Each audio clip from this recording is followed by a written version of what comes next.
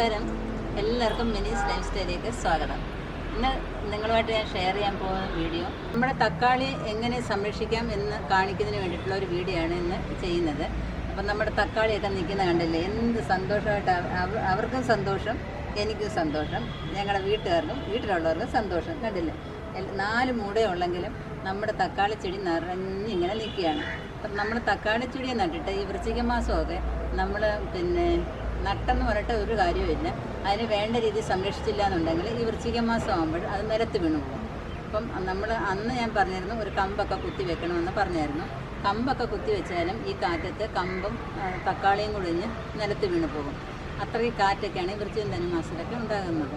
അപ്പോൾ നമ്മൾ എന്തുകൊണ്ടെന്നറിയാമോ, ഒരു കയറൊക്കെ കെട്ടിയിട്ട് മേലോട്ട് ഇങ്ങനെ കെട്ടിക്കൊടുക്കണം. കണ്ടല്ലേ, മേലോട്ട് കെട്ടിക്കൊടുത്തപ്പോൾ ആ കയറിലോട്ട് പ്രത്യേകിച്ച് ഈ ഇങ്ങനത്തുള്ള കയറ് തന്നെ വാങ്ങിക്കണം കേട്ടോ. പ്ലാസ്റ്റിക് കയറ് മേടിക്കാതെ നമ്മുടെ ചകിരിയുടെ കയറുണ്ടല്ലോ അത് തന്നെ വാങ്ങിക്കാനായിട്ട് ശ്രദ്ധിക്കുക. അപ്പോൾ അതിലോട്ട് ഇങ്ങനെ കടല കയറി പോകുന്നത് അത് മേലോട്ട് ഇങ്ങനെ പിടിച്ച് പോവുകയും ചെയ്യുന്നുണ്ട്. തക്കാളിക്ക് പിടിക്കുകയും തക്കാളി നല്ലതുപോലെ പിടിക്കുകയും ചെയ്യുന്നുണ്ട്. ഇപ്പോൾ ഒരെണ്ണത്തിൽ തന്നെ ഒരു 10-25 കാ വീതം പിടിക്കുന്നുണ്ട്. എന്ത് നല്ല രസം ഇത് കാണാനായിട്ട്. അത് കാണുമ്പോൾ എന്തെന്നറിയത്തില്ല, എന്തൊരു സന്തോഷം ഇത്. അപ്പം നമ്മൾ തക്കാളി ഇത്രയൊക്കെ വളർന്നാലും ശരി, നമ്മളിതിന് ഇടയ്ക്കിടയ്ക്ക് വളമിട്ട് കൊടുക്കണം. കാരണം ഇത് ഗ്രോ ബാഗിനകത്ത് അല്ലെങ്കിൽ നമ്മൾ അരി മേടിച്ച്, ഞാനിപ്പോൾ അരി മേടിച്ച് 7 സ്റ്റാർ എന്ന് പറയുന്ന അരി വാങ്ങിച്ച സഞ്ചിക്കകത്താണ് ഇത് ഇരിക്കുന്നത്. അപ്പോൾ ഇതിന് തറയിൽ നിന്ന് അതിൻ്റെ വേര് പോയിട്ട് വളമെടുക്കാനുള്ള ഇതൊന്നുമില്ല. അപ്പോൾ നമ്മൾ ഇടയ്ക്കിടയ്ക്ക് ഇതിന് വളമിട്ട് കൊടുക്കണം. 10-15 ദിവസം കൂടുമ്പോഴും നമ്മളിതിന് വളമിട്ട് കൊടുത്തെങ്കിൽ മാത്രമേ നല്ലതുപോലെ നമുക്ക് ഇതിന് കാഫലം കിട്ടുകയുള്ളൂ. ജൈവവളവും ചാണകവും ഒക്കെ ചേർന്ന വളമാണ് ഏറ്റവും നല്ലത്. നമ്മുടെ തക്കാളി ഞാൻ ആ വളം മാത്രമാണ് ഉപയോഗിക്കുന്നത് കേട്ടോ. അപ്പോൾ നല്ലതുപോലെ പിടിച്ചിട്ടുണ്ട്. വേറെ ഇതിനകത്ത് രാസവളങ്ങളൊന്നും ചേർത്തിട്ടില്ല.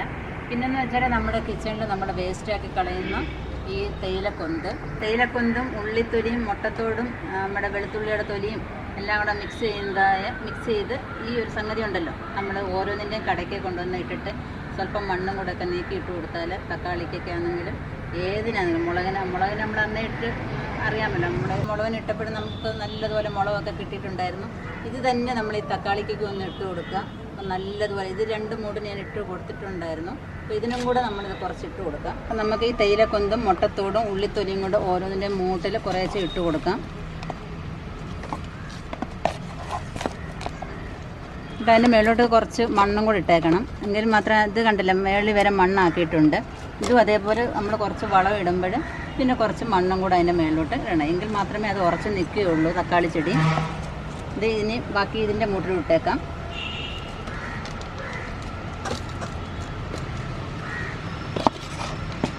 ഞാനെപ്പോഴും ഇത് കളക്ട് ചെയ്ത് ഇങ്ങനെ ഒരു ഐസ്ക്രീം ബൗളിനകത്താക്കി ഇങ്ങനെ വെച്ചേക്കാണ്. ഇത് അതിനായിട്ടുള്ളൊരു പാത്രമാണിത്.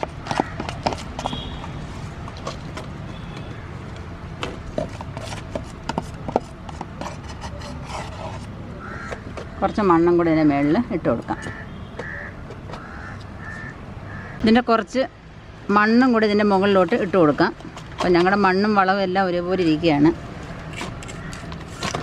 കറുത്ത മണ്ണാണ് ഞങ്ങളുടെ നാട്ടിൽ. ഇന്നലെ മഴ പെയ്തുകൊണ്ട് മണ്ണൊക്കെ ഇച്ചിരി കുഴഞ്ഞിരിക്കുകയാണ്. അപ്പം നമ്മൾ കമ്പ് കുത്തി കൊടുത്തു. അതിനുശേഷം ഈ കമ്പ് നമ്മൾ കെട്ടിക്കൊടുത്തു. കണ്ടില്ലേ, കമ്പ് കെട്ടി വെച്ചിരിക്കുകയാണ്. ഇതിൻ്റെ തക്കാളിയുടെ തണ്ടും ഈ കമ്പുമായിട്ട് കെട്ടി വെച്ചിരിക്കുകയാണ്. അതിന് ശേഷമാണ് നമ്മൾ ഈ കയറ് കെട്ടി മേലോട്ട് കെട്ടി വെച്ചിരിക്കുന്നത്. മേലോട്ട് കയറ് കെട്ടിയിട്ടിട്ടുണ്ട്, അതിനകത്തോട്ട് ഒരു കയറ് കെട്ടിയിട്ടുണ്ട്. പിന്നെയെന്ന് വെച്ചാൽ ഓരോ കൊമ്പിലും ഇങ്ങനെ തക്കാളി ഇങ്ങനെ വെയിറ്റ് കൊണ്ട് ഒടിഞ്ഞു പോകാതിരിക്കാനായിട്ട് ചണമുണ്ട്. ചണം വാങ്ങിച്ചിട്ട് ഇതിങ്ങനെ അതും ഇതേപോലെ മേലോട്ട് കെട്ടിയിട്ടിരിക്കുകയാണ്. കാരണം ഇപ്പോൾ ഒരു കൊലയിൽ 8-10 തക്കാളിയൊക്കെ ആണല്ലോ നിൽക്കുന്നത്. അപ്പോൾ അത് വെയിറ്റ് കൊണ്ടോ കാറ്റ് കൊണ്ടോ ഒക്കെ ഒടിഞ്ഞു പോകാൻ സാധ്യതയുണ്ട്. അപ്പോൾ അത് വരാതിരിക്കാനായിട്ട് നമ്മളവിടെ ചണം വാങ്ങിച്ചിട്ട് വെയിറ്റ് കുറഞ്ഞ ഇതാണല്ലോ കയറ്, ചണം ഇട്ട് നമ്മൾ മേലോട്ട് കെട്ടിക്കൊടുക്കുക. അപ്പോൾ ഇനി എന്ത് കാറ്റ് വന്നാലും ഇതിന് യാതൊരു കുഴപ്പവും വരുത്തില്ല. അപ്പോൾ എൻ്റെ തക്കാളിയൊക്കെ പഴുത്ത് നിൽക്കാൻ തുടങ്ങി വെച്ചിട്ടോ. എൻ്റെ ആദ്യത്തെ തക്കാളിയാണിത്. അപ്പം നമുക്കിത് ആദ്യത്തെ വിളവെടുക്കാം. വലത് കൈ കൊണ്ട് തന്നെ വെച്ചാൽ അല്ലേ.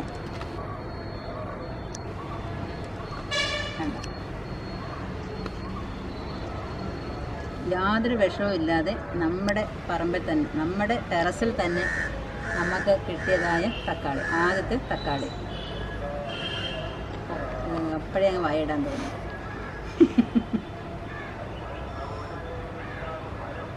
ഒരു കീടനാശിനി ഇല്ലാതെ യാതൊരു രാസവളങ്ങളും ഇല്ലാതെ നമുക്ക് ഒരുപാട് വലിപ്പമൊന്നും വേണ്ട, എത്രയും വലിപ്പമൊക്കെ മതി കേട്ടോ. അത്യാവശ്യം വലിപ്പമൊക്കെ ഉണ്ട്, ഇതൊക്കെ മതി. പിന്നെയെന്ന് വെച്ചാൽ മഴയില്ലെന്നുണ്ടെങ്കിൽ 2 നേരം ഈ ടെറസിലൊക്കെ ആകുമ്പോൾ 2 നേരം വെള്ളം ഒഴിച്ചാലും അത് വാടി നിൽക്കും.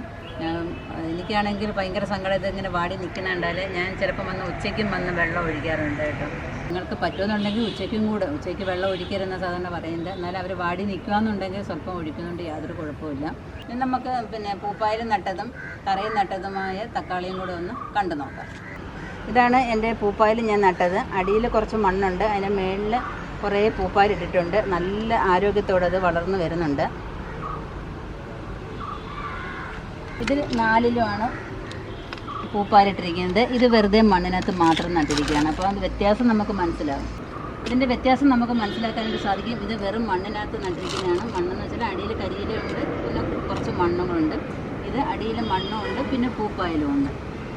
കണ്ടില്ലേ, ഇത് നല്ല ആരോഗ്യത്തോടെ വളർന്ന് വരുന്നുണ്ട്.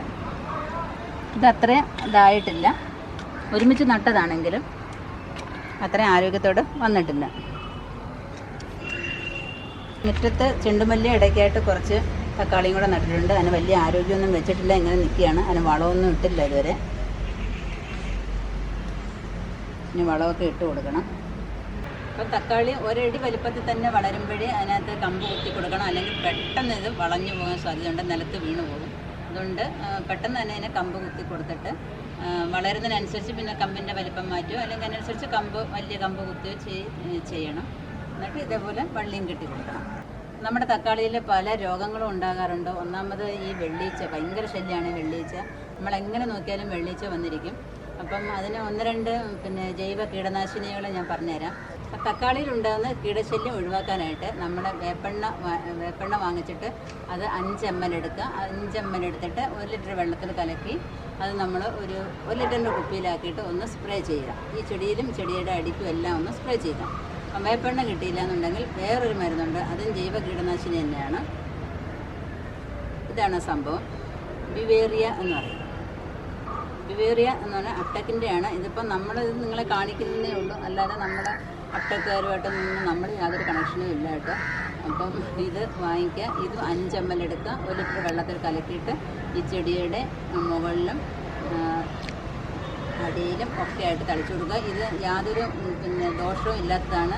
രാസ കീടനാശിനിയൊന്നുമല്ല, ജൈവ കീടനാശിനി തന്നെയാണ്, യാതൊരു കുഴപ്പവും ഇല്ലാത്തതാണ്. ഇതും നിങ്ങൾക്ക് കിട്ടുന്നില്ല എന്നുണ്ടെങ്കിൽ സുഡോമോണസ് എന്ന് പറയുന്നൊരു സാധനം കിട്ടും. ഇതിൽ ഏതെങ്കിലും നിങ്ങൾ ചെയ്താൽ മതി കേട്ടോ, 3 കൂടെ ഒന്നും പ്രയോഗിക്കേണ്ട, ഏതെങ്കിലും ഒന്ന് ചെയ്താൽ മതി. ബിവേറിയ ഏറ്റവും നല്ല പ്രയോജനം കിട്ടുന്ന ഒന്നാണ്. സുഡോമോണസും നല്ലതാണ്, 3ഉം നല്ലതാണ് കേട്ടോ. 3 ചെയ്ത് നോക്കിക്കോളൂ. പക്ഷേ ഏതെങ്കിലും ഒന്ന് ചെയ്യുമ്പോൾ ഈ സുഡോമോണസ് എന്ന് പറയുന്നതും 20 ഗ്രാം എടുക്കുക. 20 ഗ്രാം എന്ന് പറയുമ്പോൾ ഒരു തീപ്പെട്ടി കവറിനകത്ത് കൊള്ളുന്നതായ ഒരു തീപ്പെട്ടിയുടെ കവറുണ്ടല്ലോ, കവറിനകത്ത് കൊള്ളുന്നതായ സുഡോമോണസ് എടുത്തിട്ട് അത് 1 ലിറ്റർ വെള്ളത്തിൽ കലക്കി നല്ലതുപോലെ കലക്കിയിട്ട് അത് തെളിയെടുത്തിട്ട് അത് ഈ ചെടിയിൽ സ്പ്രേ ചെയ്യും. എന്നിട്ട് അതിൻ്റെ അടിമട്ട് കൊണ്ടുവന്നിട്ട് ഈ തക്കാളിയുടെ ഏത് ചെടിക്കാണോ കുഴപ്പമെന്ന് വെച്ചാൽ അതിൻ്റെ മൂട്ടിൽ കൊണ്ടുവന്ന് ഇടുക. അത് നല്ല ഗുണം ചെയ്യുന്നതാണ്. ഈ സുഡോമോണസ് നമ്മൾ സ്വല്പം വീതം ഓരോ ചെടിയുടെ മൂട്ടിൽ ഇടുന്നത് കൊണ്ടും യാതൊരു കുഴപ്പമില്ല, നല്ല പ്രയോജനം ചെയ്യുന്നതാണ്. സത്യത്തിൽ ഞാൻ ഈ ജൈവകീടനാശിനി എന്ന് പറഞ്ഞാലും ഞാനിതൊന്നും ഉപയോഗിക്കാറില്ലായിരുന്നു. പിന്നെയും കുറേ പേര് ഇതെല്ലാം ഏതാണ്ടൊക്കെ എല്ലാം ചെയ്തിട്ടും എല്ലാ കീടങ്ങൾ നശിപ്പിക്കുന്നു എന്ന് പറഞ്ഞിട്ട് ഇങ്ങനെ കമൻറ്റുകളൊക്കെ ഇട്ടിട്ടുണ്ടായിരുന്നു. അങ്ങനെ ഞാൻ നഴ്സറി ചെന്നപ്പോഴാണ് ഇങ്ങനെ പറഞ്ഞപ്പോഴേ ഇങ്ങനെ അവർ 2-3 ഈ വേപ്പെണ്ണയുടെയും ഈ ബിവേറിയയുടെയും സുഡോമോണസിൻ്റെയൊക്കെ കാര്യം പറഞ്ഞത്.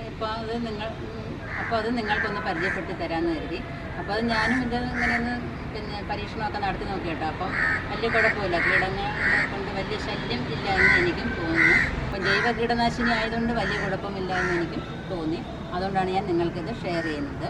ഇനി നമുക്ക് നമ്മുടെ വീട്ടിൽ പയറായി, കോവയ്ക്കയായി, ഇഷ്ടം പോലെ മുളകായിട്ടുണ്ട്, കാന്താരി ആയിട്ടുണ്ട്, പിന്നെ കണ്ടപ്പോൾ നമുക്ക് തക്കാളി ആയിട്ടുണ്ട്. ഇനിയിപ്പോൾ നമ്മൾ അവിയലിനൊക്കെ അങ്ങോട്ട് അരിഞ്ഞ് വെക്കുക, മീനൊക്കെ അങ്ങോട്ട് അടപ്പിലോട്ട് വയ്ക്കുക, ഒരു ടെറസിലോട്ട് കയറുക, തക്കാളി വെച്ച് കൊണ്ടുവന്ന് അരിഞ്ഞിടുക. അത്രയും മാത്രം ചെയ്താൽ മതി. തീർച്ചയായിട്ടും നിങ്ങൾ ഇതേപോലെയൊക്കെ ഒന്ന് കൃഷി ചെയ്ത് നോക്കുക. ഇതിൽ നിന്ന് കിട്ടുന്നതായ ഒരു ആത്മസന്തോഷം ഉണ്ടല്ലോ, അത് എവിടെ ചെന്നാലും കിട്ടത്തില്ല കേട്ടോ. ഏത് ജോലിയിൽ ചെന്നാലും ഇത് കിട്ടാത്ത ഒരു സന്തോഷമാണ് ഇതിൽ നിന്ന് കിട്ടുന്നത്. അപ്പം തീർച്ചയായിട്ടും നിങ്ങൾക്ക് എന്ത് ജോലി ഉണ്ടെന്ന് പറഞ്ഞാലും ഒരു സ്വല്പം അടുക്കളത്തോട്ടം കൂടി നിങ്ങൾ ചെയ്യാനായിട്ട് പരിശ്രമിക്കുക. തീർച്ചയായിട്ടും നിങ്ങൾക്ക് അതിൽ നിന്ന് നിങ്ങളുടെ ടെൻഷനൊക്കെ ഒഴിവാകും. അപ്പോൾ നിങ്ങൾ ഈ കൃഷിയൊക്കെ ഒന്ന് ചെയ്യുമെന്ന് വിചാരിക്കുന്നു. നിങ്ങൾക്ക് ഈ വീഡിയോ ഇഷ്ടപ്പെട്ടു എന്നുണ്ടെങ്കിൽ ലൈക്ക് ചെയ്യാനും ഷെയർ ചെയ്യാനും മറക്കരുത്. നിങ്ങൾക്ക് ഉപകാരപ്രദമായെങ്കിൽ അത് നിങ്ങൾ കൂട്ടുകാർക്കും കൂടെ നിങ്ങളൊന്ന് ഷെയർ ചെയ്ത് കൊടുക്കണം. അതുപോലെ തന്നെ നിങ്ങൾ ലൈക്ക് ചെയ്യാനും ഷെയർ ചെയ്യാനും മറക്കരുത്. സബ്സ്ക്രൈബ് ചെയ്യാൻ ഒട്ടും മറക്കരുത്. സബ്സ്ക്രൈബ് ചെയ്യുമ്പോൾ തൊട്ടടുത്തുള്ള ബെല്ലൈക്കണും കൂടി ഒന്ന് ക്ലിക്ക് ചെയ്ത് വെക്കുക. അപ്പോൾ ഞാനിടുന്ന വീഡിയോസിൻ്റെ എല്ലാം നോട്ടിഫിക്കേഷൻ യഥാസമയം നിങ്ങൾക്ക് വരുന്നതായിരിക്കും. ഫേസ്ബുക്ക് പേജായ മിനിസ് ലൈഫ് സ്റ്റൈലും കൂടെ ഒന്ന് ലൈക്ക് ചെയ്തിട്ടേക്ക്. നന്ദി, നമസ്കാരം.